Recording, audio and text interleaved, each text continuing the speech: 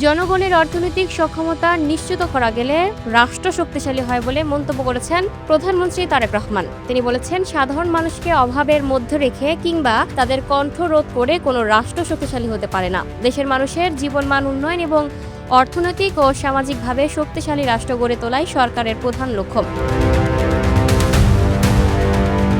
মঙ্গলবার সচিবালয়ে মন্ত্রিপরিষদ বিভাগের সভাকক্ষে বন্ধ থাকা রাষ্ট্রায়ত্ত ৩টি পাটকল বেসরকারি ২ প্রতিষ্ঠানের কাছে লিজ দেওয়ার চুক্তি স্বাক্ষর অনুষ্ঠানে তিনি এসব কথা বলেন। প্রধানমন্ত্রী বলেন, রাজনৈতিক অধিকারের পাশাপাশি মানুষের অর্থনৈতিক সক্ষমতা নিশ্চিত করা অত্যন্ত জরুরি। এ লক্ষ্য বাস্তবায়নে দেশীয় উদ্যোক্তাদের বিনিয়োগ ও কর্মসংস্থান সৃষ্টিতে উৎসাহিত করতে সরকার প্রয়োজনীয় সব ধরনের নীতি সহায়তা প্রদান করবে।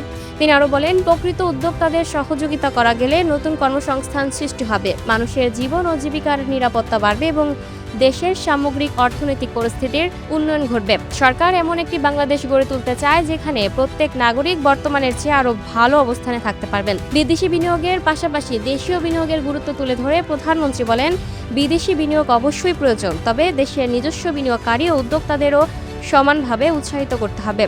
ব্যবসা বাণিজ্য সম্প্রসারণ এবং নতুন শিল্প স্থাপনে সরকারের পক্ষ থেকে প্রয়োজনীয় নীতি সহায়তা অব্যাহত থাকবে। তিনি বলেন, সরকারের নীতির মূল উদ্দেশ্য সমাজের সব শ্রেণী পেশার মানুষের জন্য সুযোগ সৃষ্টি করা এবং সবার অংশগ্রহণে একটি সুন্দর, সমৃদ্ধ ও শক্তিশালী দেশ গড়া।